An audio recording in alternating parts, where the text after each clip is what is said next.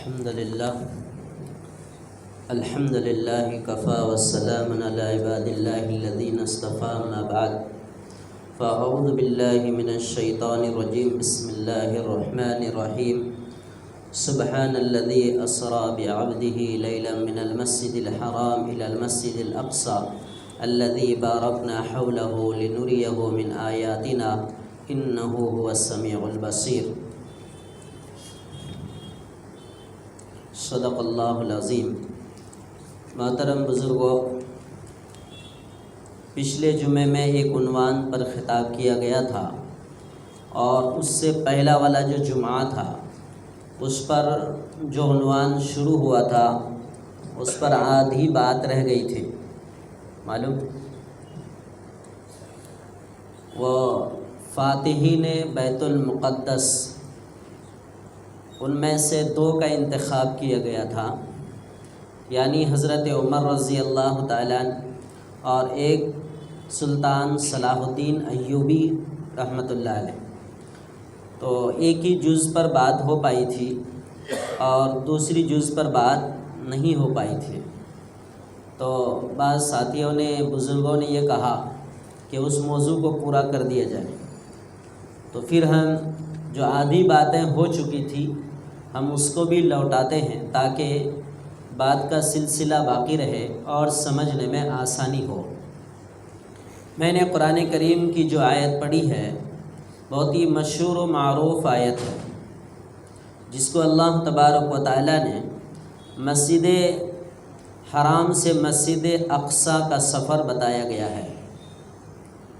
سبحان الذی اسری بعبدہ، پاک ہے وہ ذات جو راتوں رات لے گیا اپنے بندے کو، من المسجد الحرام الی المسجد الاقصی، جو لے کے گیا اپنے بندے کو مسجد حرام سے مسجد اقصی۔ اب یہ مسجد اقصی کہاں ہے؟ ماشاء اللہ، فلسطین میں۔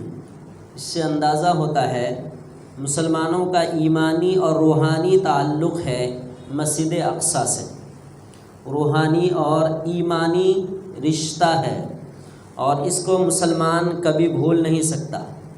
مگر تعجب یہ ہے کہ صرف مسلمانوں کا ہی ایمانی اور روحانی رشتہ نہیں ہے، دیگر مذاہب کے لوگ بھی اپنا ایمانی اور روحانی رشتہ مانتے ہیں۔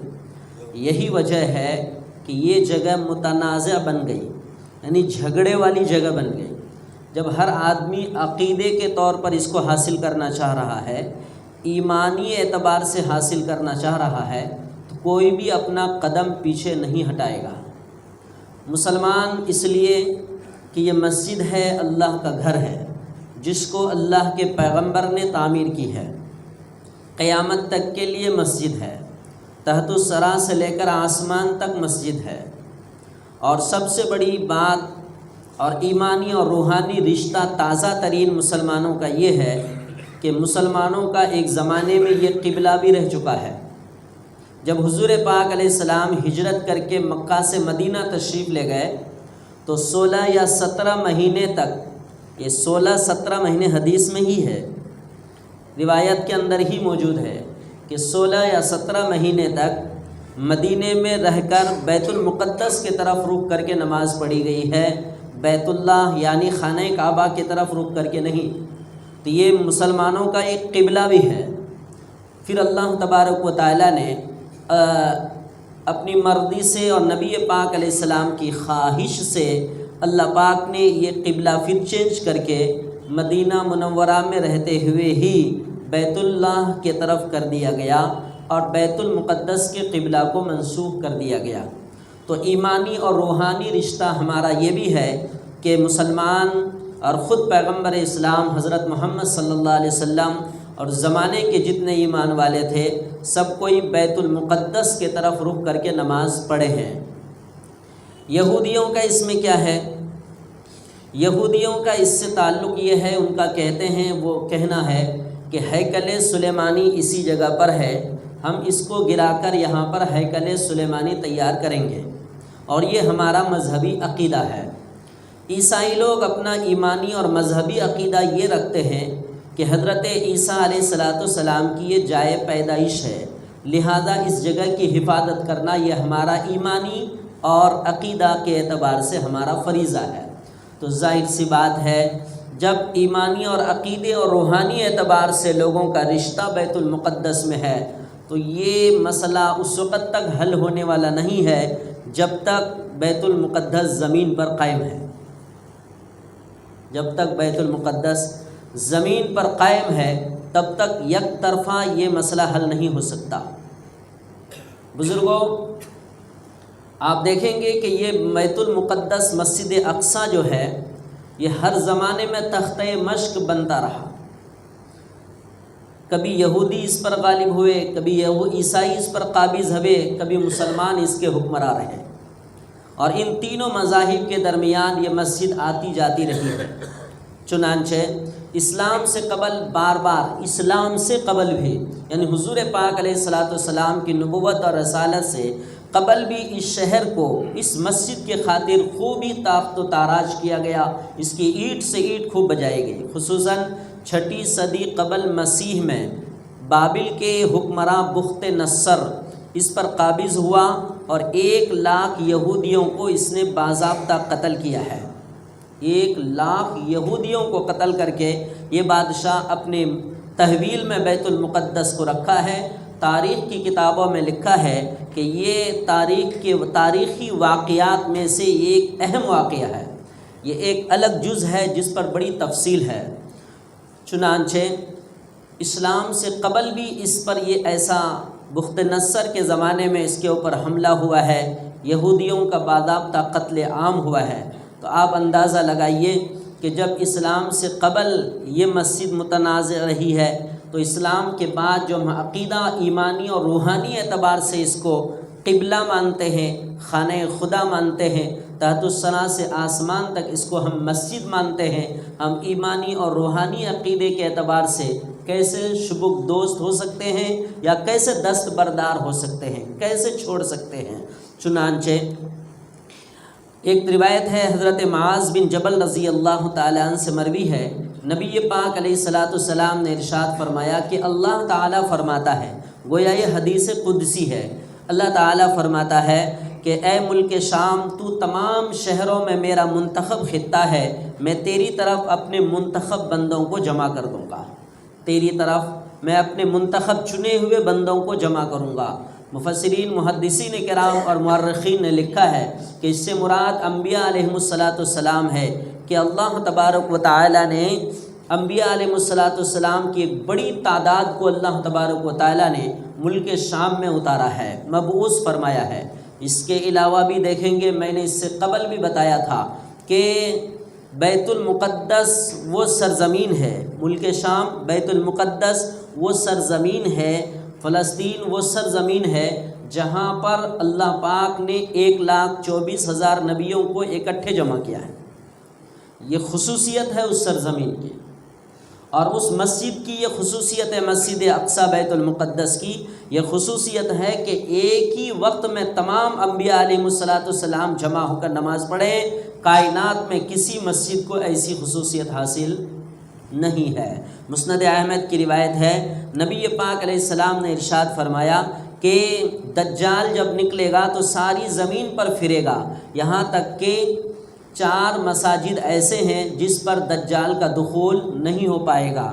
ایک مسجد مکہ یعنی خانہ کعبہ، دوسرا مسجد نبوی، مسجد مدینہ یعنی مسجد نبوی، تیسرا مسجد طور جہاں حضرت موسیٰ علیہ السلام ہم کلام ہوئے تھے، اور چوتھا مسجد اقصیٰ یعنی بیت المقدس، یہاں بھی دجال داخل نہیں ہو پائے گا۔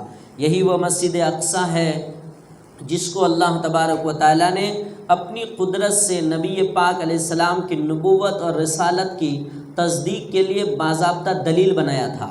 جب آپ معراج سے واپس تشریف لائے اور آپ نے لوگوں کے سامنے اس بات کا اظہار کیا کہ میں راتوں رات یہاں سے مسجد اقصیٰ، پھر پورا آسمان اور جنت و جہنم کا سیر کر کے واپس آیا ہوں، یہاں سے مسجد اقصیٰ گیا ہوں پہلے، تو لوگ تعجب کرنے لگے، اچھا مسجد اقصیٰ جا کے آئے راتوں رات آپ، اور بلکہ وہی نہیں بلکہ 7 آسمان کا سیر کر کے آئے، اور اس سے نہیں اس سے آگے کا بھی سیر کر کے آئے، تو ہمیں بتائیں کہ مسجد اقصیٰ بیت المقدس میں پلر کتنے ہیں؟ اللہ تبارک و تعالیٰ نے اپنے نبی کی نبوت اور معراج کے سفر کو دلیل بنانے کے لیے اللہ تبارک و تعالیٰ نے مسجد اقصیٰ کو سامنے ظاہر کر دیا اور نبی پاک علیہ الصلاۃ والسلام نے گن کر بتا دیا۔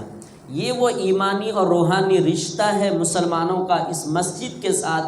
تو کلمہ پڑھنے والا لا الہ الا اللہ محمد الرسول اللہ، یہ پڑھنے والا کیسے دستبردار ہو سکتا ہے؟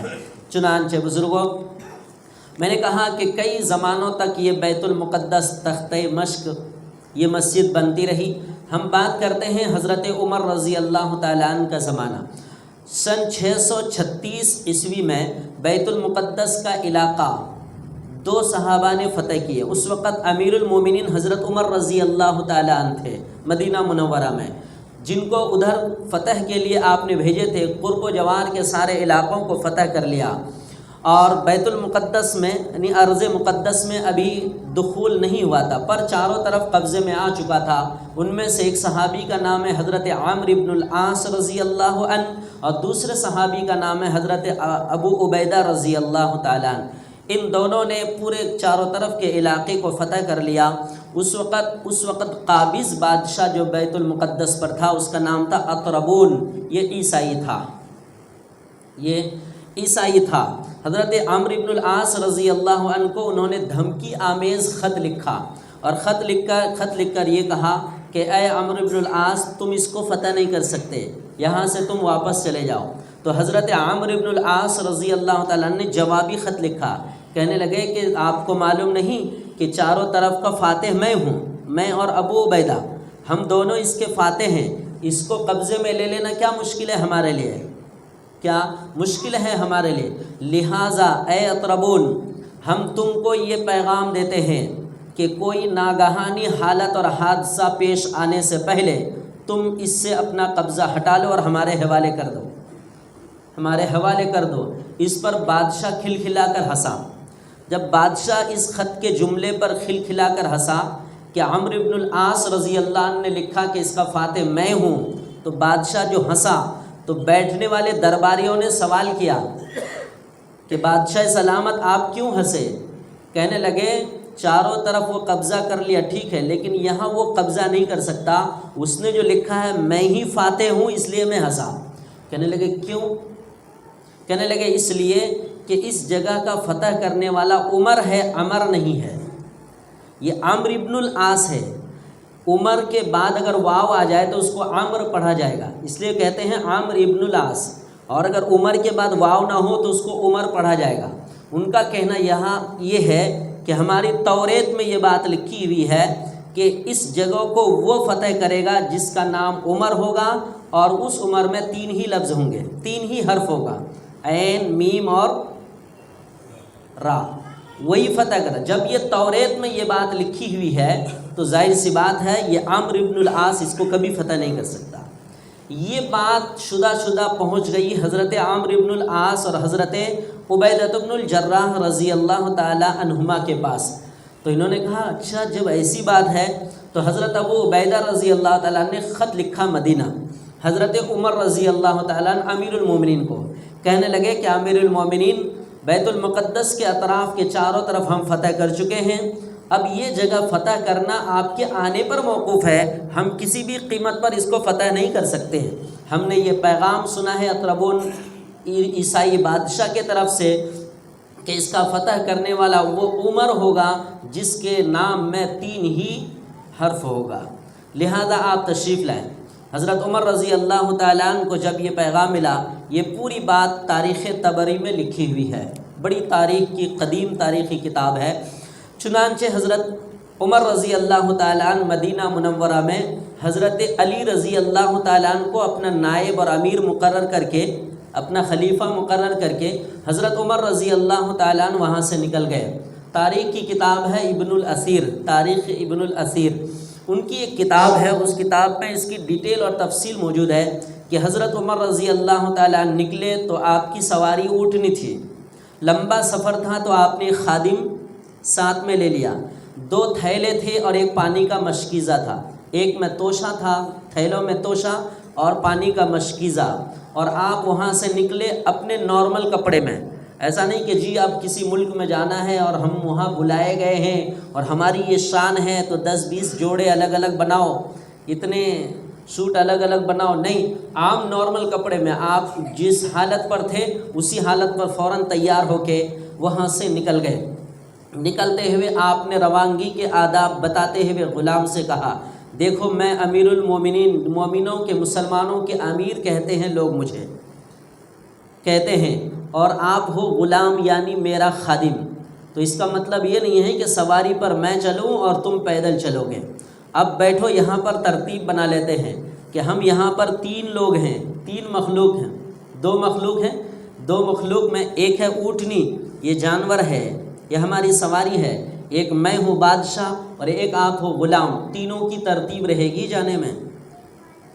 یہاں سے یہاں تک اتنی مسافت میں اوپر چڑھوں گا، آپ اس کی نکیل پکڑ کے چلیں گے، وہاں سے اتنا سیم اتنی ہی مسافت آپ اونٹنی پر چلیں گے، میں نکیل پکڑ کے چلوں گا، پھر وہاں سے تیسرا ٹرم جو ہوگا، تیسرا سفر، اتنی ہی مسافت انصاف کے ساتھ دونوں پیدل چلیں گے، سواری خالی چلیں گے، دونوں پیدل چلیں گے، سواری خالی چلے گی۔ حضرت عمر رضی اللہ تعالیٰ عنہ آگے بڑھے، بڑھتے بڑھتے آپ بیت المقدس کے قریب تک پہنچنے کے قریب ہوئے، اس مقام کا نام ہے مقام جابیہ، وہاں جا کر کے آپ رکے، وہاں جا کر کے آپ رکے۔ مورخین نے لکھا ہے کہ جو کپڑا آپ پہن کر آئے تھے اس میں 14 پیون لگے ہوئے تھے، میں نے اب بھی تازہ ترین کتاب نکالا تھا، اس میں بڑی تاریخی کتاب، اس میں لکھا 14 پیون لگے ہوئے تھے۔ پیون کا مطلب پھٹا کپڑا، اس میں سیے ہوئے ہیں۔ پیون کا ایک مطلب یہ بھی ہے کہ کپڑا ہی نکل گیا ہو، وہاں پر دوسرا کپڑا چسپا کیے ہیں، چمڑے کے پیون لگے ہوئے، آپ وہاں سے نکلے۔ جوتا کے متعلق لکھا ہے باضابطہ، ہم نے پڑھا کہ راستے کے حالات کی وجہ سے جوتے ہاتھ میں ہیں اور آپ پیدل چل رہے ہیں، چونکہ آج کل کے طرح ایسے ہائی وے تو ہے نہیں، صاف ستھرے راستے، ایسے کلین راستے تو ہے نہیں، وہ چٹیل میدان کا راستہ، کبھی ریتیلی میدان کا راستہ، کبھی پتھریلی اور پہاڑیوں کا راستہ، ادھر سے آپ وہاں پر مقام جابیہ تک تشریف لائے۔ چنانچہ وہاں پر جب تک یہ خط لکھا گیا مدینہ منورہ میں، یہ اطربون بادشاہ جس نے چیلنج کیا تھا کہ اے عمرو بن العاص، آپ اس کو فتح نہیں کر سکتے بلکہ اس کو فتح کرنے والے عمر ہوں گے، جب یہ خبر مدینہ منورہ پہنچ گئی حضرت عمر رضی اللہ تعالیٰ عنہ کے بعد، تو حضرت عمر کے آنے تک اطربون بادشاہ علاقہ چھوڑ کر نظر بند ہو گیا، باہر نکلتا نہیں تھا۔ ان کو معلوم تھا کہ اب کسی بھی صورت میں اب ہم اس پر قابض نہیں رہ سکتے، چونکہ بات وہاں تک پہنچ گئی جو اصل اس کا فاتح ہے۔ چنانچہ حضرت ابو عبیدہ رضی اللہ تعالیٰ عنہ، حضرت عمرو بن العاص رضی اللہ تعالیٰ عنہ، عیسائیوں کے بادشاہ اور ان کے طرف سے جو نمائندے تھے، ان کو لے کر کے مقام جابیہ کی طرف آ رہے ہیں۔ تو عیسائیوں کے نمائندے جو بڑے بڑے تھے، ظاہر سی بات ہے کہ عام لوگ تو آئے نہیں ہوں گے، یہاں پر بڑے بڑے لوگ تھے، وہ آئے اور آ کر جب دیکھ رہے ہیں کہ جی عجیب اتفاق کہ جب مقام جابیہ کے مقام تک پہنچنے کے لیے سواری پر سوار ہونے کی جو باری تھی، غلام کی باری تھی اور امیر المومنین کے پیدل آنے کی باری تھی۔ امیر المومنین کے پیدل آنے کے لوگ یہ فرق نہیں کر پا رہے تھے کہ امیر المومنین ہے کون، جو سواری پر بیٹھا ہے وہ امیر المومنین ہے یا جو نکیل پکڑ کے چل رہے ہیں وہ امیر المومنین ہے۔ پچھلے جمعے میں غالباً میں نے ایک شعر بھی سنایا تھا نا کہ کیا ہے وہ شعر، خادم تھا سواری پر اور وہ چلے پیدل، خادم تھا سواری پر اور وہ چلے پیدل نا، زمانے نے عمر جیسا سردار نہیں دیکھا، خادم تھا سواری پر اور وہ چلے پیدل، زمانے نے عمر جیسا سردار نہیں دیکھا۔ چنانچہ اس مقام پر بیٹھ کر وہاں پر صلح نامہ لکھا گیا اور باضابطہ بیت المقدس پر کی چابی اور اس کے اندر آنے کے لیے جو بھی باتیں تھیں جو لکھنی تھی وہ ساری باتیں وہاں پر لکھی جانے لگی۔ چنانچہ عیسائیوں کی طرف سے ایک پوائنٹ یہ آیا کہ جناب ہم تو اب مغلوب ہو گئے، آپ غالب ہو گئے اور آپ خود امیر المومنین ہیں، یہاں آ چکے ہیں، یہ چابی آپ کے حوالے ہے، یہ سارے انتظامات آپ کے حوالے ہیں، لہذا ہمیں کچھ رعایت دی جائے۔ تو حضرت عمر رضی اللہ تعالیٰ نے فرمایا بولو کیا رعایت تمہیں چاہیے؟ تو انہوں نے کہا کہ ہم جتنے یہاں پر عیسائی ہیں ہمارے جان اور مال کی حفاظت دی جائے، نہ ہمارے جان تلف کیے جائیں گے، نہ حملہ کیا جائے گا، اور نہ ہی ہمارے مال ضائع کیے جائیں گے۔ حضرت عمر رضی اللہ تعالیٰ نے فرمایا ٹھیک ہے، تمہاری جان اور مال میں امن ہے۔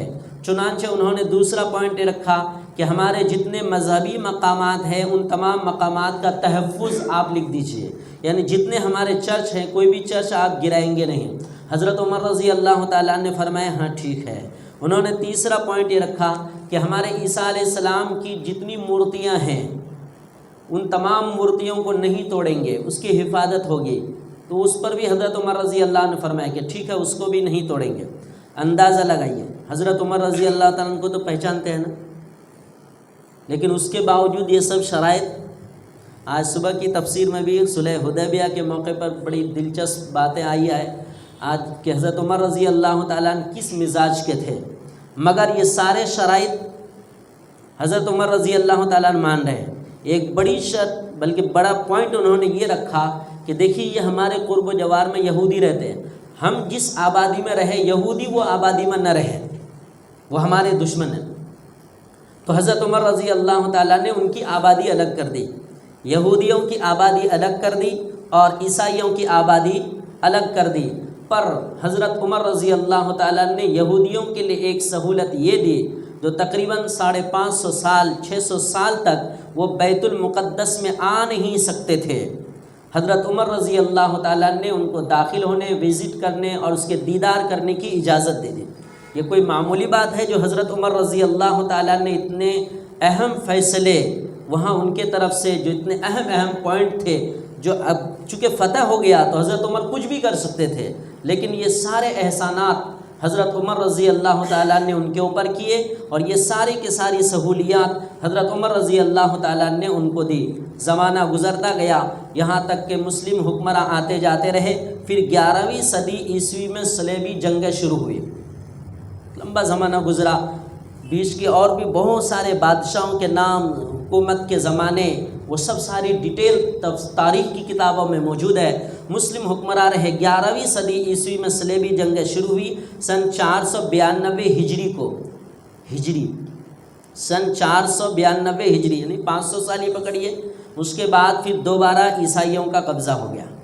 کیسے ہوا وہ بڑی ایک ڈیٹیل تاریخ ہے، ہم مختصر انداز میں بولتے ہیں کہ پھر دوبارہ عیسائیوں کا قبضہ ہوا۔ وہ فاتحانہ انداز میں بیت المقدس میں داخل ہوئے اور مسلمانوں کا ایک بڑا قبضہ ختم ہو گیا جو صدیوں سے چل رہا تھا، صدی سے نہیں 100 سال سے، صدیوں سے قبضہ رہا مسلمانوں کا، وہ قبضہ ختم ہو گیا اور فاتحانہ انداز میں داخل ہوئے۔ عیسائیوں نے بیت المقدس میں داخل ہو کر جس انداز سے داخل ہوئے وہ اس کے برخلاف تھا پورا جو حضرت عمر رضی اللہ عنہ نے کیا تھا۔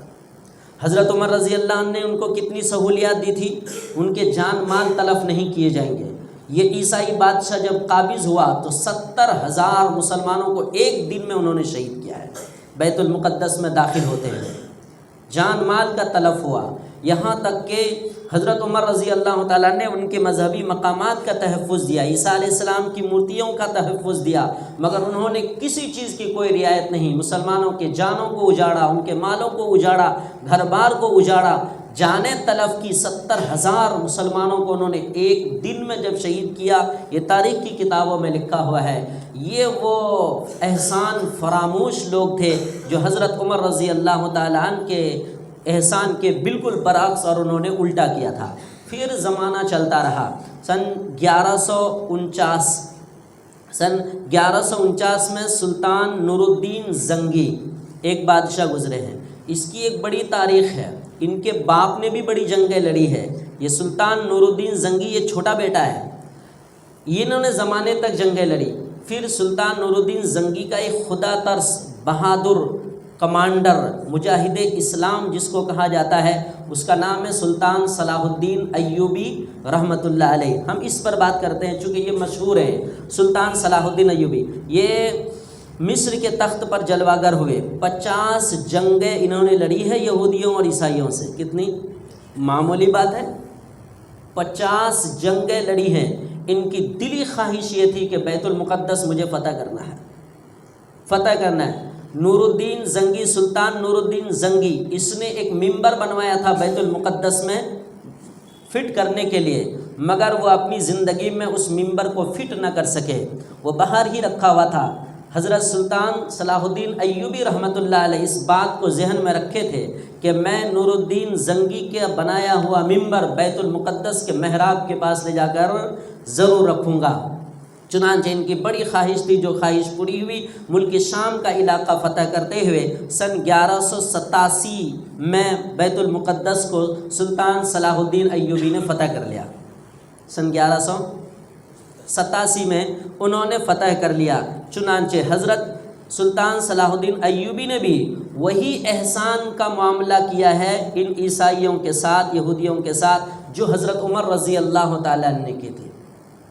اسی وجہ سے دیکھیں گے یہودی مورخین یہ بات لکھتے ہیں سلطان صلاح الدین ایوبی کے بارے میں کہ زمانے کے بادشاہ اپنا ظلم سے مشہور ہوتے ہیں، ڈکٹیٹرشپ کہتے ہیں نا، دنیا گیری سے محفوظ ہوتے ہیں، یہ مشہور ہوتے ہیں، مگر سلطان صلاح الدین ایوبی اپنے اخلاق اور کیا کہتے ہیں خوب دینے والے، اپنے اخلاق کے ذریعے سے کائنات کے اندر مشہور ہوئے ہیں۔ ان کے اخلاق اتنے اچھے تھے، اس سے اندازہ ہوا کہ اگر یہودی ان کے اخلاق کی تعریف کر رہے ہیں تو اس سے اندازہ ہوتا ہے یہی وجہ ہے اللہ پاک نے ان کے نام کو کتنا زندہ رکھا ہے۔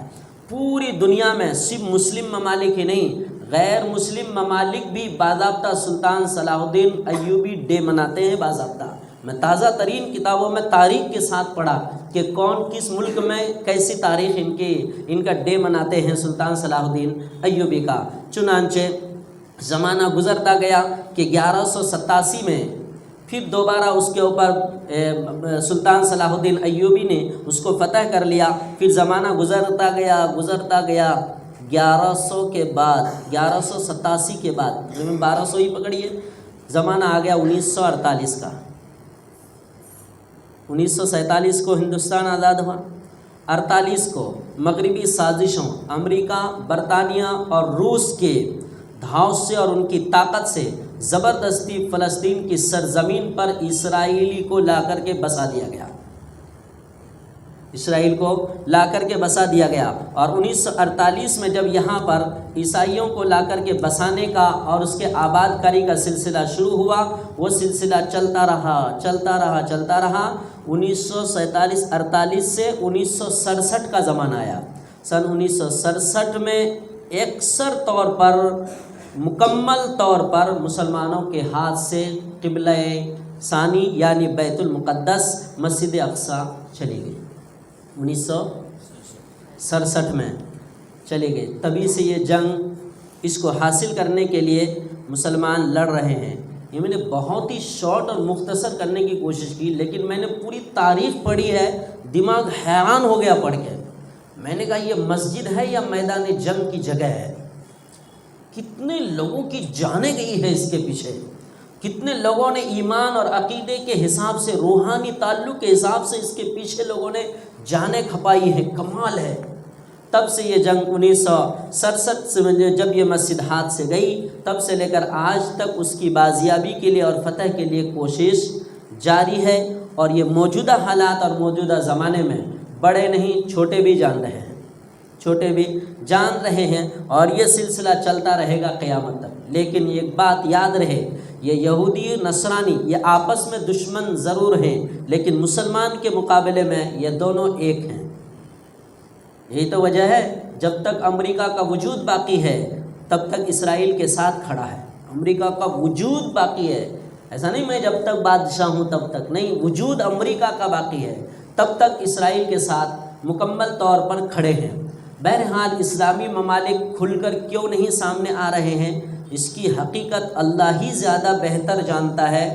آدمی، انسان، ہم اور آپ مورخین، تاریخ لکھنے والے، ہم اور آپ سیاستداں، ہم لوگ اس کو بھاپ نہیں سکتے کہ اس کے پیچھے وجہ کیا ہے۔ قرآن کریم میں آخری بات عرض کرتا ہوں، سورہ مائدہ کی آیت نمبر 51 میں اللہ پاک نے ایک آیت ارشاد فرمائی، یا ایھا الذین آمنوا، بات چل رہی ہے مسلمانوں سے۔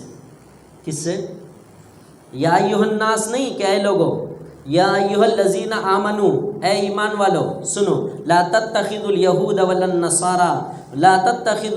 والنصارى اولیاء، یہود اور نصارہ کو کبھی بھی دوست مت بناؤ۔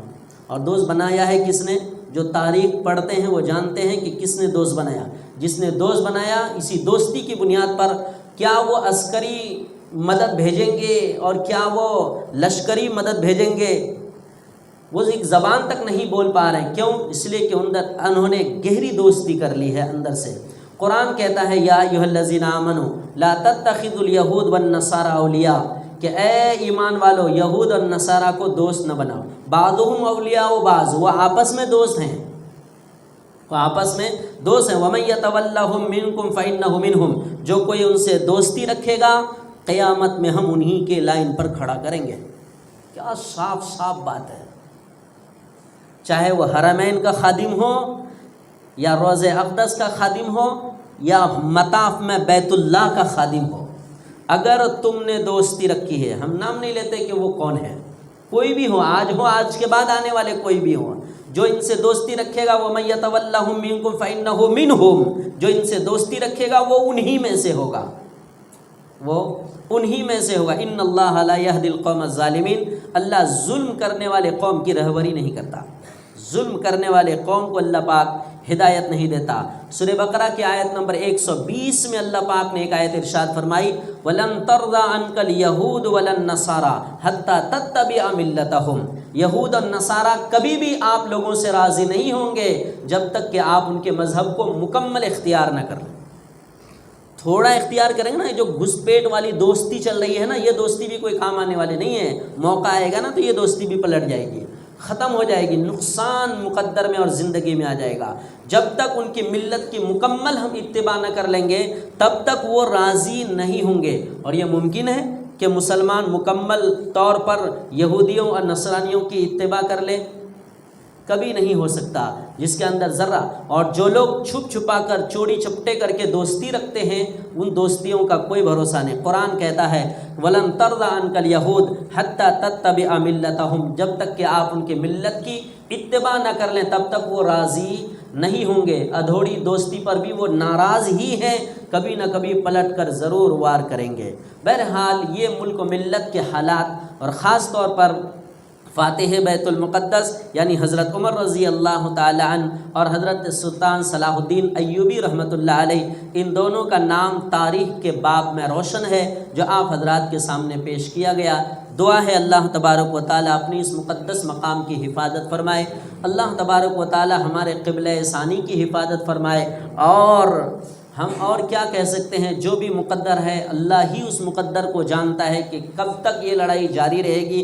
پر اتنا ضرور ہے کہ اللہ جو لڑ رہے ہیں ان کی مدد فرما، سچائی کے ساتھ، ایمانداری اور دیانتداری کے ساتھ جو لڑ رہے ہیں ان کی مدد فرمائے اللہ تعالیٰ ان کی حفاظت فرمائے.